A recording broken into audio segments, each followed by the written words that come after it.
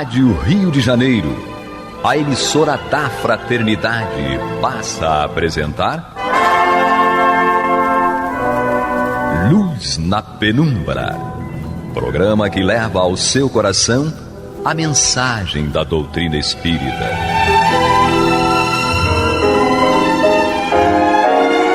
E agora, com vocês, Aloísio Guigino, Fátima Miranda e Eduardo Araújo, para o estudo da obra O que é o Espiritismo, de Allan Kardec. Meus abraços, amigos ouvintes da Rádio Rio de Janeiro, emissora da Fraternidade. Estamos aqui mais uma vez, eu, Aloísio, com Maria de Fátima Miranda e Eduardo Araújo. Essa trinca maravilhosa. E por falar em maravilhosa, nós vamos dar continuidade ao nossa conversa. Nós estamos no capítulo 1º dessa obra, O que é o Espiritismo, pequena conferência espírita, e nós vamos ainda, certo, no diálogo com o cético, né? E vamos então dar prosseguimento no tópico O Maravilhoso e o Sobrenatural. Então, como sempre, Kardec faz uma colocação, pode ser em forma de pergunta, de afirmação ou de dúvida, mas e depois, em cima desta pergunta, ele desenvolve um raciocínio com esclarecimentos a respeito. Então, este cético, que é chamado de visitante, ele faz a seguinte colocação: o Espiritismo tende, evidentemente, a fazer reviver as crenças fundadas no maravilhoso e no sobrenatural. Ora, no século positivo em que vivemos, isto me parece difícil, porque é exigir que se acredite nas superstições e nos erros populares já condenados pela razão. Então, nessa colocação, nessa argumentação aqui, o Espiritismo estaria baseado em crenças fundadas no que é maravilhoso e no sobrenatural. Isso já não é mais aceitável. E vamos ver então o que nos diz Kardec a respeito. Uma ideia só é supersticiosa quando falsa, mas cessa de ser desde que passe a ser uma verdade reconhecida. A questão está em saber se os espíritos se manifestam ou não.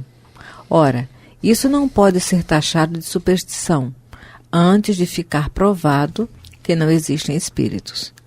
Direis, a minha razão não aceita essas comunicações, porém os que creem e que não são nenhuns mentecaptos invocam também as suas razões e, além disso, os fatos, para que lado se deve pender.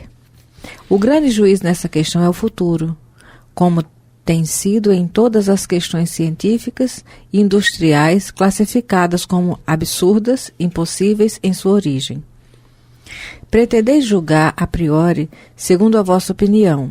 Nós só o fazemos depois de por muito tempo ter visto e observado.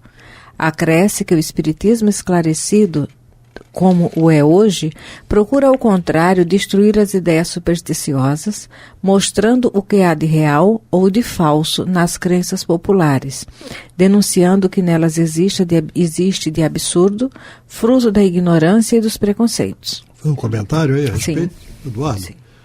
Algum comentário? Sobretudo, aqui de importante é Kardec falar, afinal, os espíritos se manifestam ou não?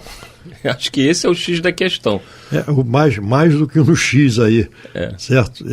Kardec coloca que é preciso se entender da existência dos espíritos. Sim, antes de tudo, compreender que somos uma alma, a existência da alma. Né? É isso aí. E se esta alma sobrevive, naturalmente, se você acredita, se você tem a certeza, a convicção de que somos uma alma, portanto, esta alma há de sobreviver à morte do corpo físico. Então, uma vez sobrevivendo, os próprios fatos que se mostram em relação às comunicações que se apresentam, elas por si só já vêm desmistificar a questão do sobrenatural, porque isso não é importante. Quando um espírito se comunica e ele prova que é ele mesmo, acabou o maravilhoso, acabou o sobrenatural. Isso é uma coisa interessante, porque quando se fala em comunicação dos espíritos, sempre há uma conexão imediata com o espiritismo. Mas essa comunicação, ela sempre existiu e é registrada desde os mais antigos tempos. Sim. Tá? Porque o Antigo Testamento está cheio, certo, de colocações, de depoimentos, tudo que demonstram essa comunicação dos espíritos. Os próprios detratores, de um modo geral, que pertencem a outra filosofia religiosa, nas suas filosofias também existem as comunicações dos espíritos, apenas com algumas restrições que eles colocam, certo? Mas são comunicações dos espíritos. Então, existe, na realidade, uma intenção de derrubar essa nova revelação que vem trazer para todos nós alterações, modificações naquilo que prevalecia até então. Tá? Porque o Espiritismo, quando veio, ele combate o materialismo, ele combate as penas eternas, ele combate uma série de dogmas de outras filosofias que passam, então, a ser, vamos dizer, se sentindo atacadas pelo Espiritismo, quando o Espiritismo não tem esta proposta. Mas vem através das comunicações daqueles que estiveram entre nós, que hoje em dia estão na vida espiritual, e que é uma continuação do que sempre existiu. Perfeito? Perfeito. E aí continua o depoimento ou a explicação de Kardec. Vamos lembrar que nós estávamos numa época onde prevalecia o positivismo, certo? Isto é, a razão acima de tudo, a deusa razão, certo? Que prevalecia acima de qualquer outra coisa e alimentava o materialismo. Então, Kardec continua na sua explicação. No quinto parágrafo, vou mais longe e digo que é precisamente o positivismo do nosso século que faz com que adotemos o espiritismo e que este deve, em parte, a rapidez da sua propagação, antes que, como alguns pretendem, há uma recrudescência do amor ao maravilhoso e ao sobrenatural. O sobrenatural desaparece à luz do facho da ciência, da filosofia e da razão, como os deuses do paganismo ante o brilho do cristianismo. Sobrenatural é tudo que está fora das leis da natureza. O positivismo nada admite que escape à ação dessas leis, mas, porventura, ele as conhece todas. Isso aí é uma coisa interessante, né? Porque primeiro a gente tem que entender o que é o sobrenatural. Tá? Sobrenatural é aquilo que se sobrepõe às leis naturais. E as leis naturais, na realidade, nós as entendemos como sendo as leis de Deus. Então seria alguma coisa que está acima, ou que nega, ou que supera, ou que contesta essas leis divinas, essas leis de Deus, o que não é aceitável de maneira nenhuma. Tá? Então, esse sobrenatural é o que diz Kardec aqui, né? Desaparece à luz do facho da ciência, da filosofia e da razão. Então, quando nós nos deparamos com alguma coisa, são os chamados milagres, né? Os chamados milagres, na realidade, são aqueles fatos, eventos que nós não temos como explicar, mas que o Espiritismo vem mostrar para nós que existem razões naturais para que aquilo ocorra. Apenas quando da sua ocorrência não se conheciam ainda as leis que regiam aqueles fenômenos. Então eram sobrenaturais. Era alguma coisa que transcendia as leis naturais, o que não é admissível, não é aceitável. Tudo tem uma explicação, apenas nós não as conhecemos todas. Certo? Essa é que é a grande realidade. Quem vê uma casa por uma fachada, seja de frente ou lateral, não pode dizer que conhece todas as fachadas da casa, não é?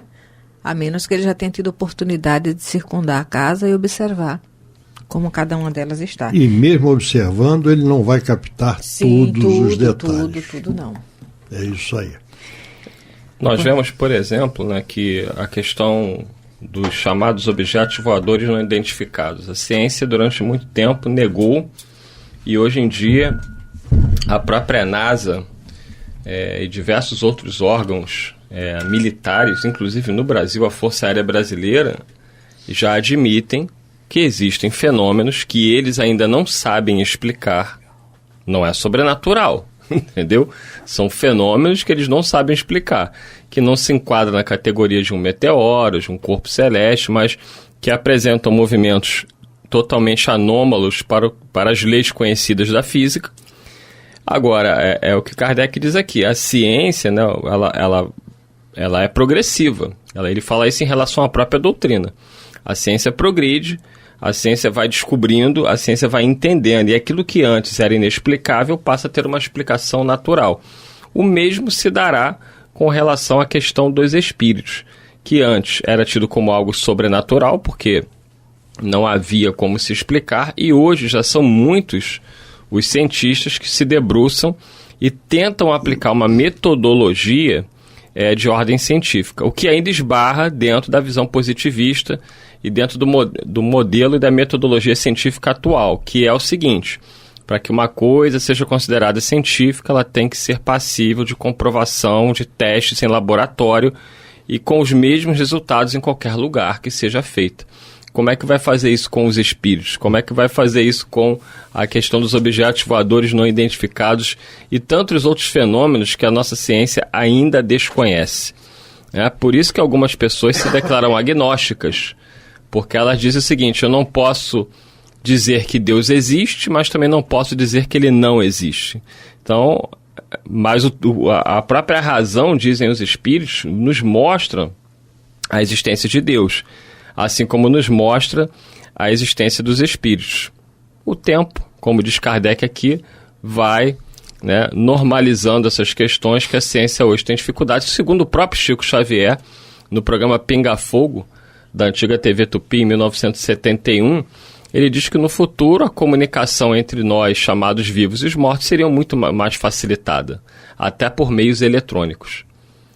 E também com os seres de outros planetas. Então, o futuro, ele nos reserva aí grandes descobertas no campo da ciência e o entendimento de que, na verdade, tudo isso são fenômenos naturais, apenas que eram desconhecidos. E nós temos uma urgência de que as coisas aconteçam numa velocidade que nós gostaríamos que fosse, mas não é. Então as coisas vão acontecendo na medida da nossa preparação e da nossa possibilidade de alcançarmos o entendimento daquilo que ocorre.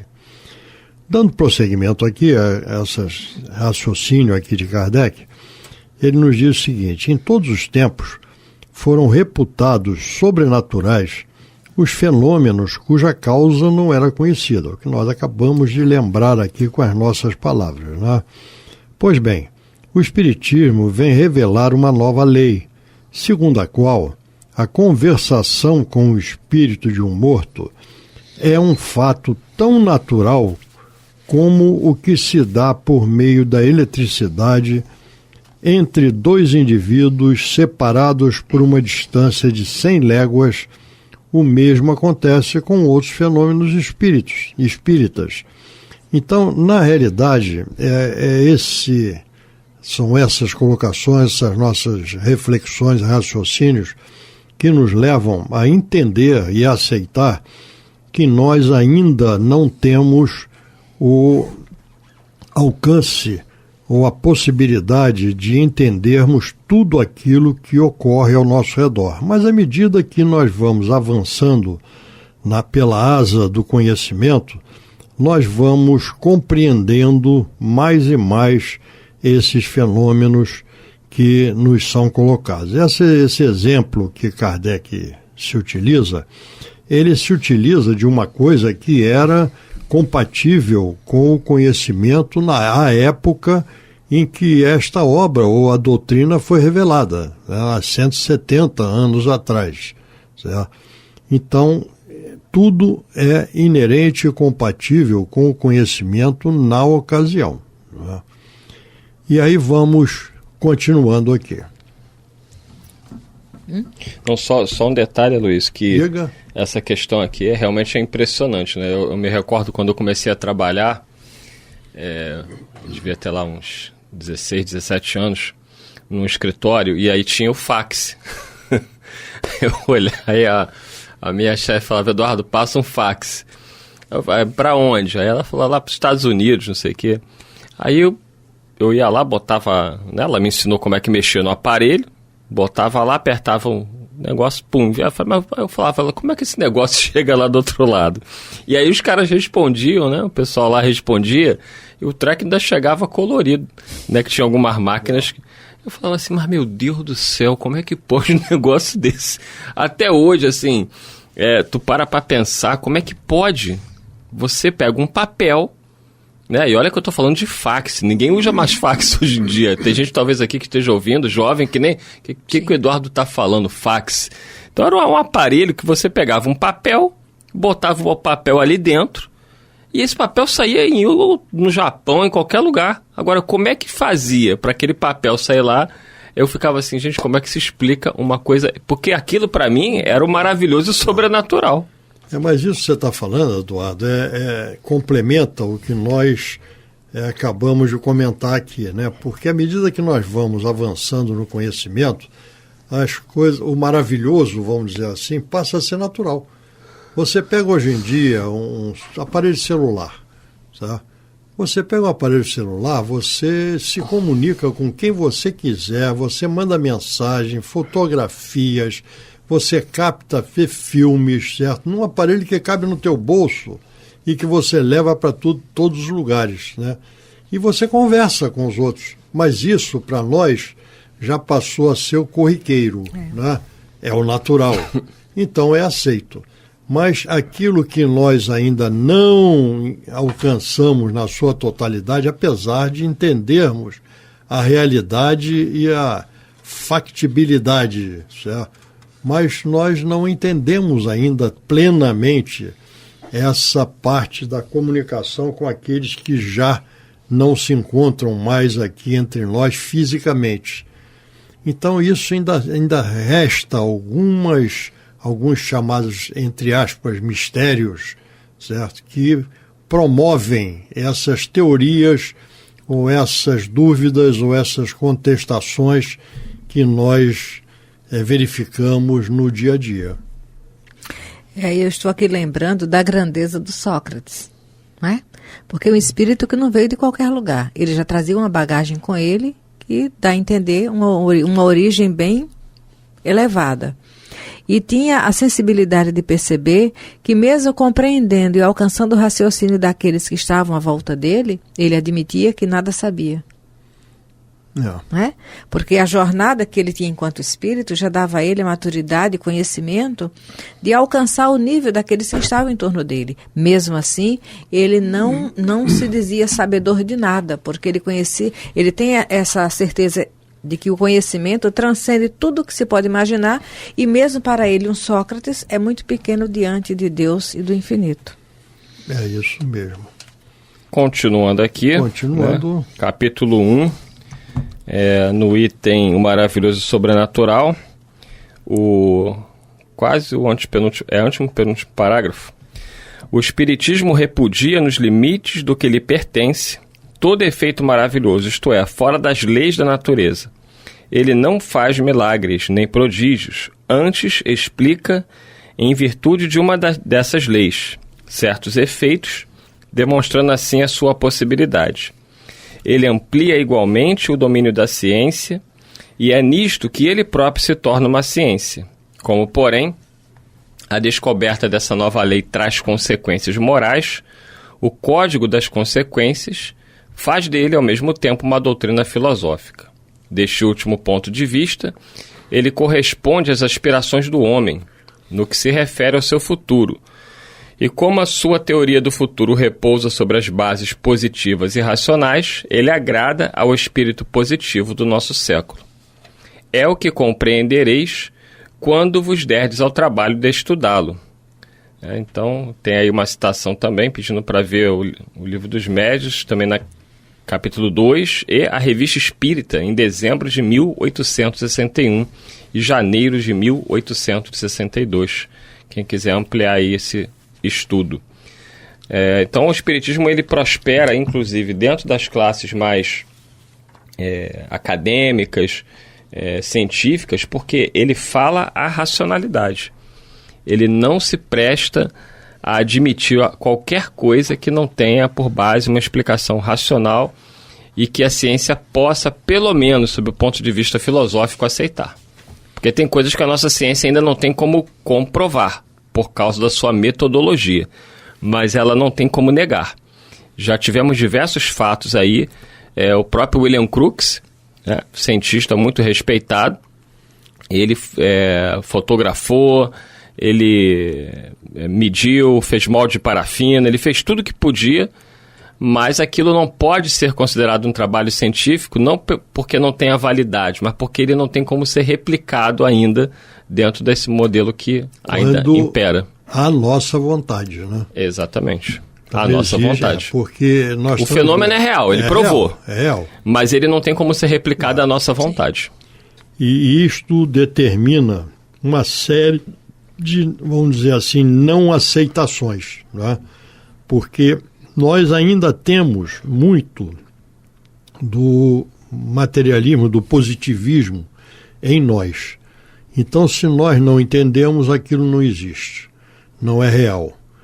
E é essa a grande dificuldade, porque você só vai poder realmente abraçar, entendendo a proposta espírita, se você se dedicar a procurar entender qual é a proposta espírita e em que ela se baseia. Não é pelo fato de replicar experiências, etc., que você vai demonstrar isso. O espiritismo não é o fenômeno.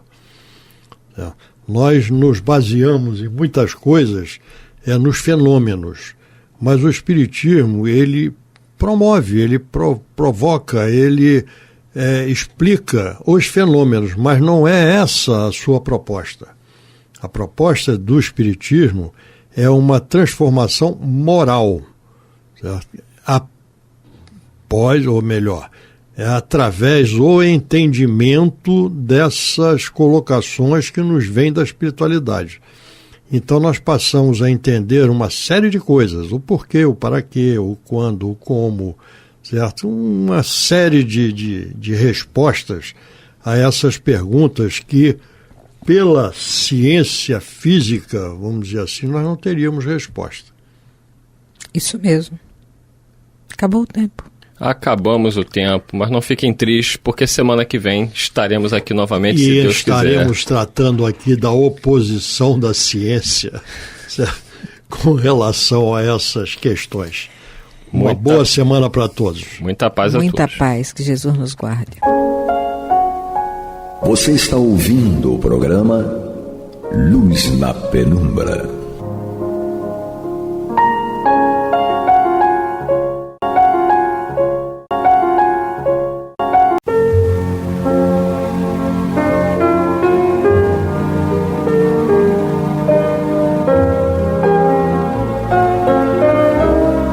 A Rádio Rio de Janeiro está levando ao seu lar e ao seu coração a mensagem consoladora da doutrina espírita, através do programa Luz na Penumbra.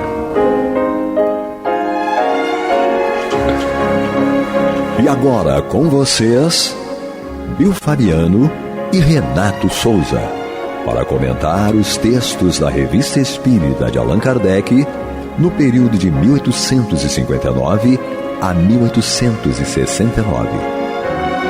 Olá, queridos irmãos e irmãs da Rádio Rio de Janeiro, a emissora da Fraternidade.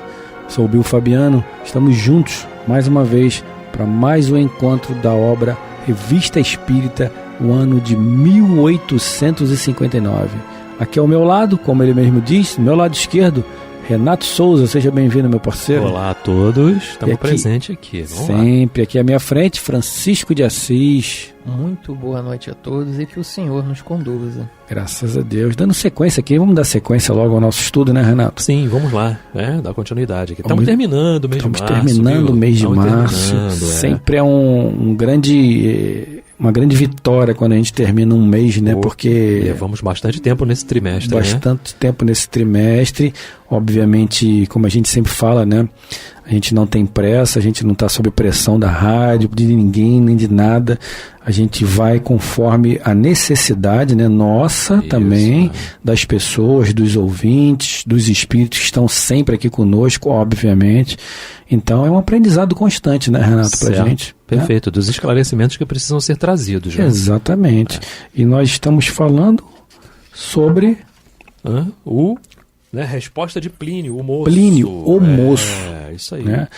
Semana passada nós paramos na quinta pergunta, que dizia o seguinte: numa carta que escrevestes a Súria, relatais 3 casos de aparição. Lembrai-vos deles. Aí ele confirma que são verdadeiros, enfim, ele traz algumas impressões, e nós vamos entrar na 6ª pergunta agora, que diz o seguinte: entretanto, gostaríamos de vos dirigir algumas perguntas a respeito. Resposta: uma vez que vos responda de maneira geral, isso deverá vos bastar. Entretanto, as fazeis se o desejais absolutamente. Serei lacônico em minhas respostas. Perfeito. Pergunta número 7. No primeiro caso, uma mulher aparece a Curtius Rufus e lhe diz que é a África. Quem era essa mulher? Uma grande figura. Me parece que era muito simples para homens esclarecidos, tais como aqueles do século XIX. E qual a razão que impelia o espírito que apareceu a Atenodoro e por que aquele ruído de corrente? Figura da escravidão. Manifestação, meio de convencer os homens, de chamar sua atenção fazendo falar da coisa e de provar a existência do mundo espiritual. Bill? Nós falamos até sobre isso, né? Lá no início. Exatamente. E vamos lembrar aqui novamente o quê? Que nós estamos estudando a Revista Espírita junto com todos que aqui estão. Sim. Não sabíamos, a gente fez uma referência, né? Claro. Dentro das nossas mas era impressões. Fácil. Era fácil. Mas nós fizemos 2 referências aqui. A Idade Medieval, não é? E fizemos a referência a uma coisa mais recente, que foi a escravidão. Sim. Então está aqui atestando justamente o que, né? O que a gente trouxe. Né? Através de intuição, provavelmente. Nível de intuição e do que nos foi inspirado, exatamente. Enfim, que tudo mais, né? Vamos falar o que é lacônico, Bill? Vamos lá, diz aí. Lacônico, né? Resumido, abreviado, breve, né? Tudo isso, tá? Sucinto. Ok, vamos lá. Isso aí. Vamos à pergunta número 8, não é isso? Não, agora é 9, né? 9, né? A gente já falou sobre a escravidão. É 9. Defendias perante Trajano a causa dos cristãos perseguidos. Foi por simples razões humanitárias ou por convicção da veracidade de sua doutrina? Eu tinha os 2 motivos. A humanidade não caminhava senão em segunda linha. Pergunta número 10. Que pensais do vosso panegírico de Trajano? Isso aí tem que ver. Que pensais do vosso panegírico de Trajano? Exatamente. Vai correr aí os universitários. Haveria necessidade de ser refeito. Enquanto o Renato procura aí o que é panegírico, vamos dar sequência aqui, né, Chiquinho? Vamos lá. Bom, a pergunta número 11 diz o seguinte: escreveste uma história do vosso tempo que se perdeu. Poderias então reparar essa perda nola ditando? Falando, né? E está dizendo se ele pode reparar essa perda dizendo ou ditando como foi isso? Resposta, né? O mundo dos espíritos não se manifesta especialmente por essas coisas. Tem de certos tipos de manifestações, mas elas têm o seu objetivo. São outras tantas balizas, fincadas à direita e à esquerda, na grande estrada da verdade. Mas deixai-as de lado e não vos ocupeis com isso, nem a isso consagreis os vossos estudos. A nós compete o cuidado de ver e julgar aquilo que vos importa saber. Cada coisa tem o seu tempo. Não vos afasteis, pois, da linha que vos traçamos. Renato, meu parceiro, diz aí pra gente o que é panegírico. Panegírico, discurso público em louvor a alguém ou a um ser abstrato. Tá esclarecido? É isso aí, panegírico é isso aí que o Renato falou, que eu já nem lembro mais o que é. Discurso Discurso público. É o que ele fez público. Lá em Trajano. Sim, panegírico de Trajano. É isso aí, um discurso público. Uhum. Vamos dar sequência aqui, a pergunta número 12, que diz o seguinte: folgamos em prestar justiça às vossas boas qualidades e, sobretudo, ao vosso desinteresse. Dizem que não exigieis coisa alguma dos clientes que defendieis. Esse desinteresse era assim tão grande em Roma quanto é entre nós? Não bajulheis minhas qualidades passadas. Não as tenho mais. O desinteresse não é quase nada de vosso século. Em 200 homens, tendes apenas 1 ou 2 verdadeiramente desinteressados. Sabeis que o século está para o egoísmo e o dinheiro. Os homens do presente são edificados com a lama e se revestem de metal. Antigamente, havia coração, valor pessoal entre os antigos. Agora não há senão o lugar. Interessante, né? Que a gente pudesse refletir sobre essa resposta. Né? Os homens do presente são feitos de lama e revestidos de metal. Outrora havia coração, a verdadeira força dos antigos. Hoje só existe a posição social. A impressão que se tem aqui é de uma retrogradação, né?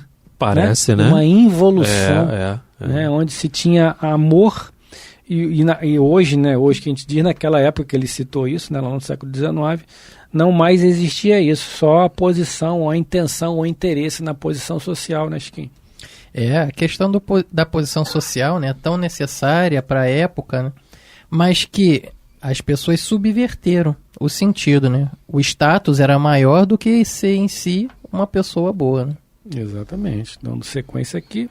Sem pretender absorver nosso século, parece-nos que ainda é preferível aquele em que vivestes, em que a corrupção atingiu o seu apogeu e a delação nada conhecia de sagrado. Ele respondeu assim, olha, faço uma generalidade que é bem verdadeira.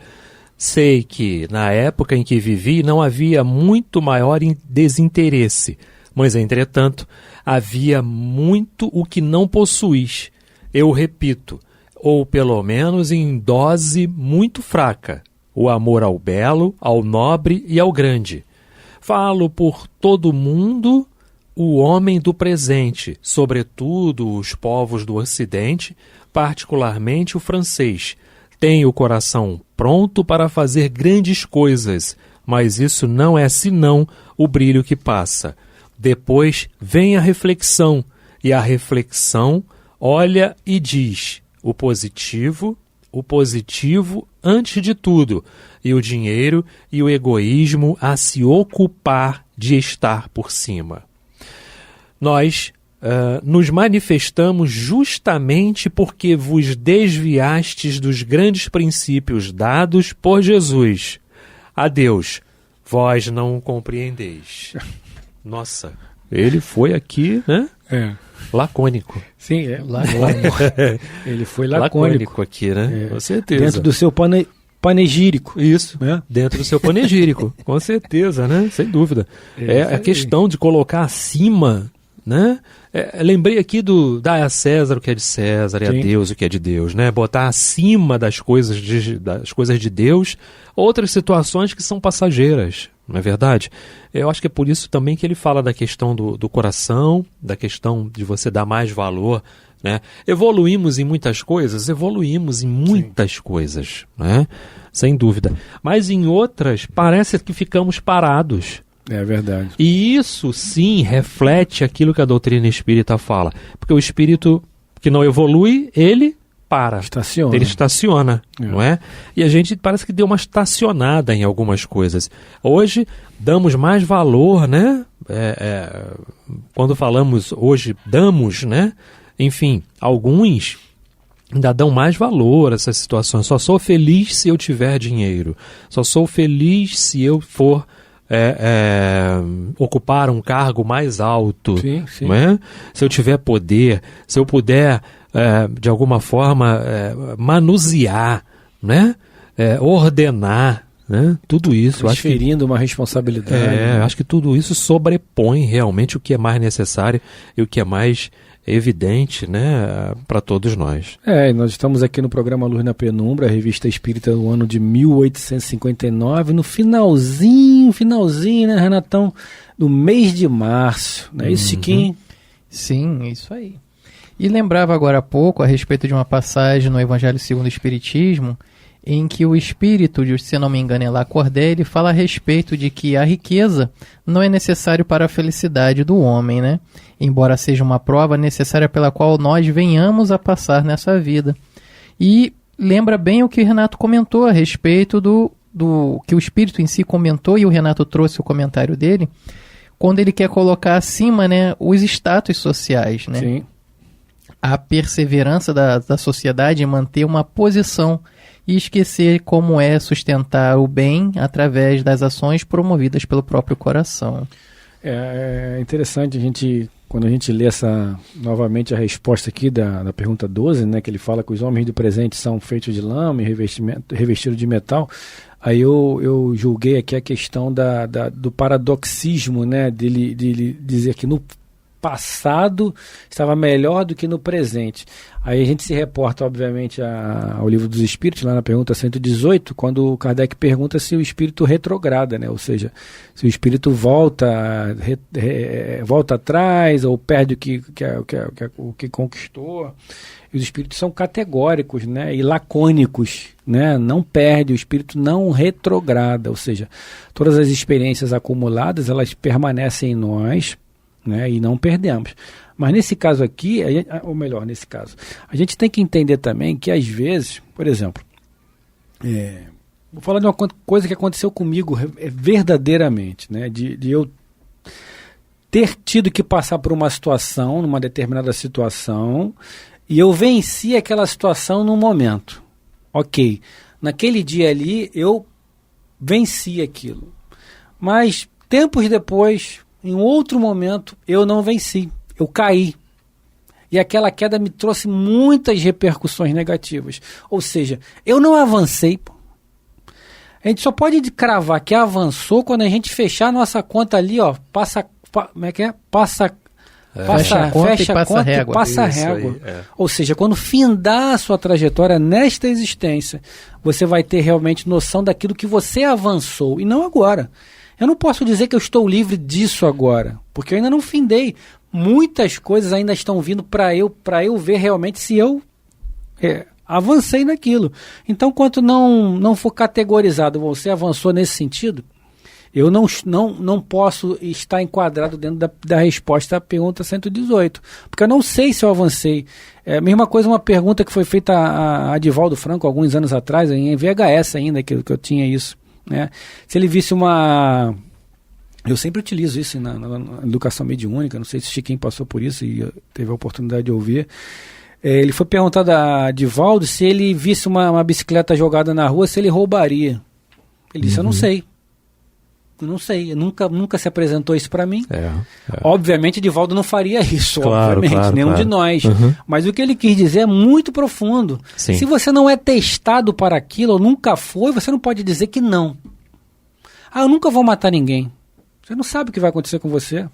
Você não nasceu para aquilo. Ninguém nasce para fazer o mal. Mas, por exemplo, eu tenho 2 filhos. Eu sou espírita, há 30 anos lá botando numa seara espírita, eu sei que isso não pode acontecer, né? Mas se eu vejo alguma atrocidade feita com um filho meu, qual será a minha reação? Perfeito. Né? Você tá dando eu estou entendendo, né? Assim, isso vai levar... Desculpa, quer complementar? Não, pode falar. Isso vai nos levar a 2 situações importantíssimas aqui. A primeira que eu vou colocar, que tem muito a ver, tá, né, literalmente ligada ao que o Bill está falando, que é essa questão do espírito não retrogradar. Mas isso vai fazer com que ele aspire novas reencarnações ainda num planeta de provas e expiações. Sim, perfeito. Ainda. Mas vem cá, eu vou de novo para um planeta, né, ainda inferior, né? Porque é considerado inferior. Sim. Não é? Vai sim. Mas não, tudo que você já conseguiu, já conquistou, vai ficar com você. Até porque você vai utilizar isso para ajudar os que estão lá. Mas você tem uma pendência ligada ao planeta de provas e expiações que você precisa resolver, né? E a gente bem sabe que a nossa caminhada ela é muito lenta, ela é muito devagar, nós não vamos conseguir assim, não, olha, resolver rapidamente. É uma proposta de envergadura, de comprometimento muito grande mesmo, para que eu possa fazer parte daquilo, poder resolver aquilo em outra situação, não, você tem que resolver lá naquela situação, porque essa proposta, nós não somos capazes de assumir essa proposta, de carregar o peso dessa proposta, porque nós vamos fazendo as coisas conforme a gente pode, né? E outra situação importante, está aí a misericórdia do Pai, e outra situação importante que eu não me lembro agora, mas eu vou pedir o Bill até para dar uma olhada aí. Bem-aventurados os pobres de espírito. Qual o capítulo do Evangelho, Bill? Né? Bem-aventurados os pobres de espírito. Tá ali, a gente não pode esquecer jamais de que o maior dentre todos nós, né, foi um simples carpinteiro. Capítulo 7 do Evangelho segundo o Espiritismo, né? Foi um simples carpinteiro e ele vem nos falar nesse capítulo justamente sobre a pobreza de espírito, mas não no sentido, né, de você ser desprovido, não, muito pelo contrário, de você estar cheio, não é? Mas cheio de equilíbrio, cheio de domínio das tendências mais, não é? De resultados positivos, de provas com notas boas, né? De estar assim, você foi aprovado nessas situações às quais você foi colocado em xeque. Perfeito. De espírito ninguém, né? Espírito nenhum escapa da aprovação. E como disse, muito bem relatado através até do VHS que o Bira trouxe, né? A lembrança do VHS. Dadas as circunstâncias, como vamos reagir, né? Aí voltamos ao questionamento dos espíritos. Quem é você quando ninguém está olhando?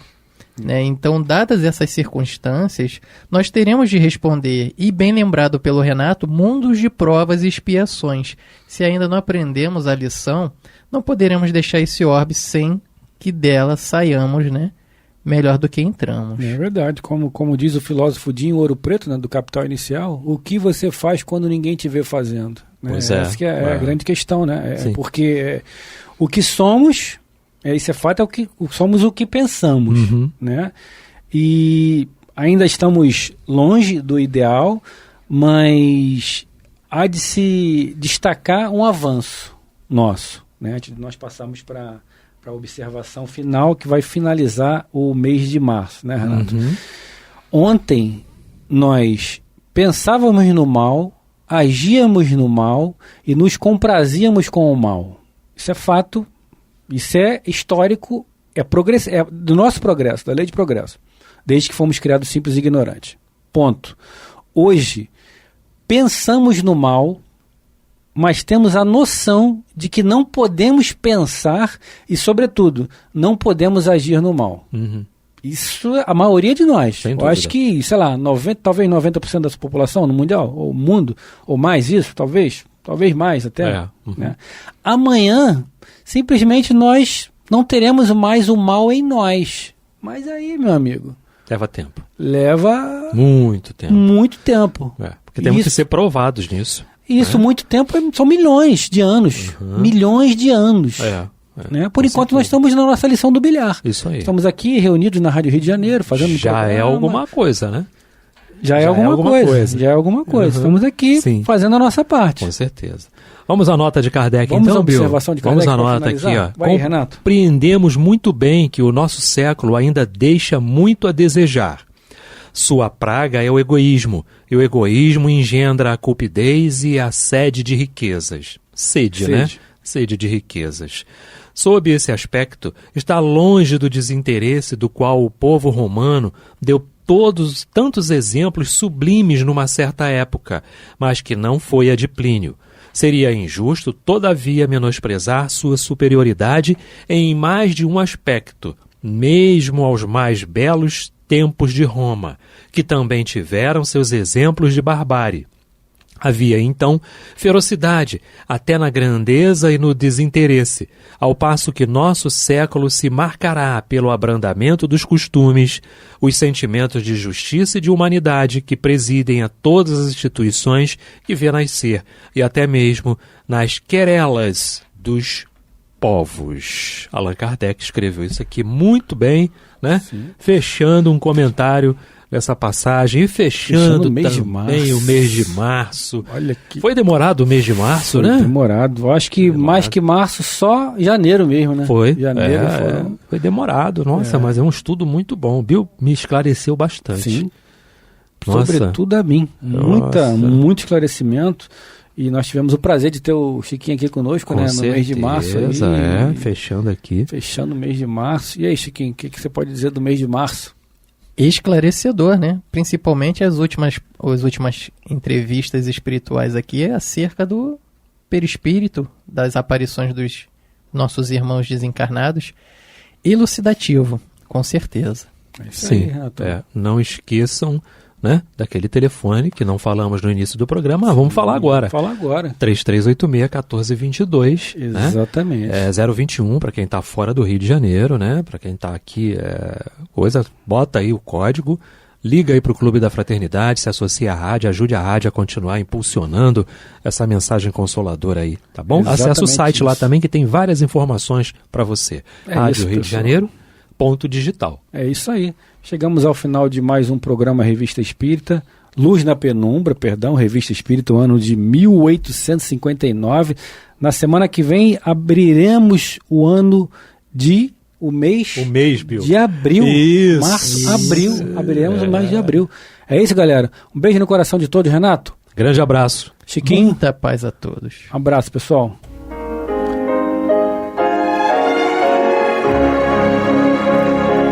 E vamos ouvir agora a prece de encerramento de nosso programa, na voz de Geraldo de Aquino.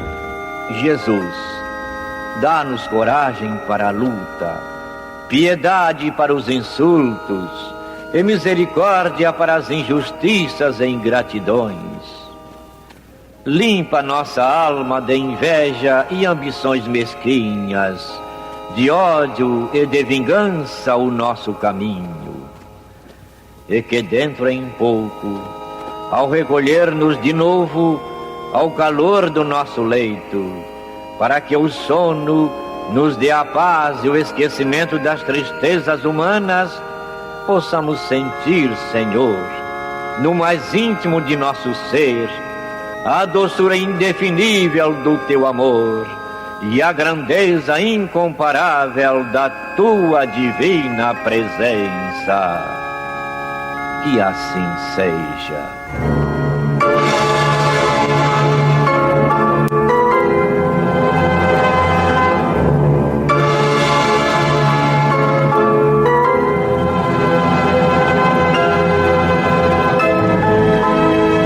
Acabamos de apresentar o programa Luz na Penumbra, que voltará a ser apresentado na próxima segunda-feira, às 21 horas, nesta emissora.